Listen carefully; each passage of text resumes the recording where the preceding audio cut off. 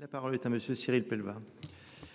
Merci Monsieur le Président, Madame la Ministre. Ma question porte sur l'application de la loi du 19 novembre 2024 qui vise à renforcer les outils de régulation des meublés de tourisme à l'échelle locale, en particulier dans les territoires de montagne. Cette loi introduit l'obligation d'un diagnostic de performance énergétique, DPE, pour les meublés de tourisme. Dès 2025, un DPE classé au minimum E sera exigé pour tout nouveau logement faisant l'objet d'un changement d'usage et les logements déjà sur le marché devront atteindre une classe D ou supérieure d'ici 2034.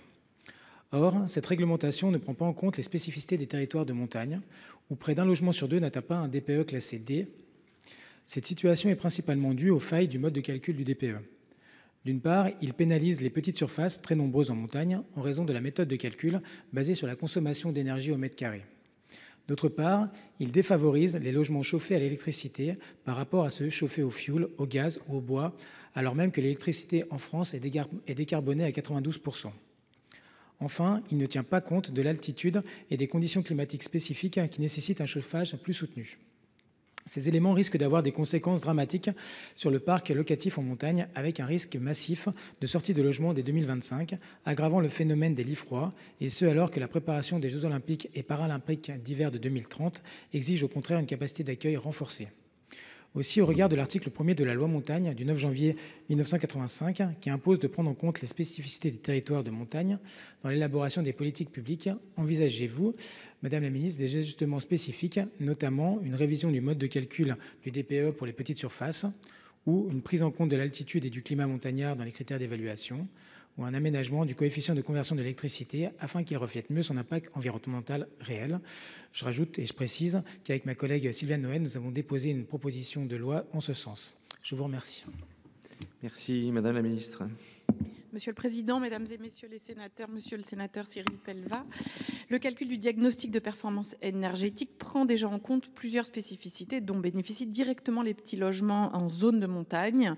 Les consommations énergétiques sont évaluées à partir de fichiers météo différenciés selon 8 zones climatiques pour adapter les calculs aux réalités locales. De plus, pour les logements situés au-dessus de 800 mètres d'altitude, les seuils des étiquettes E, F et G sont adaptés. Enfin, une réforme du DPE petite surface est entrée en vigueur le 1er juillet 2024. Concernant le coefficient de conversion d'énergie primaire en énergie finale de l'électricité que vous évoquez, il a été revu en 2021, passant de 2,58 à 2,3. Cette valeur a été établie à partir d'une modélisation du mix électrique français sur les 50 prochaines années. Elle reflète donc à la fois le mix actuel et le mix projeté à long terme et s'applique de manière homogène sur tout le territoire. D'autre part, plusieurs types de travaux peuvent améliorer significativement la performance énergétique globale d'un logement, même en zone de montagne. Au-delà des travaux d'isolation du bâtiment, l'installation d'une pompe à chaleur conduit ainsi à un meilleur DPE que les systèmes gaz, fioul, bois ou que les radiateurs électriques à effet Joule. Enfin, la loi du 19 novembre 2024 étend progressivement aux meublés de tourisme les obligations de décence énergétique applicables aux locations de longue durée. Elle prévoit une période de 9 ans pour la rénovation des meublés de tourisme actuels. Ce délai laisse donc aux propriétaires le temps d'engager les rénovations nécessaires.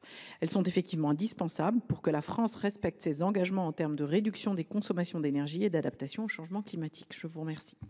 Monsieur Pellevat, une dizaine de secondes si vous le souhaitez.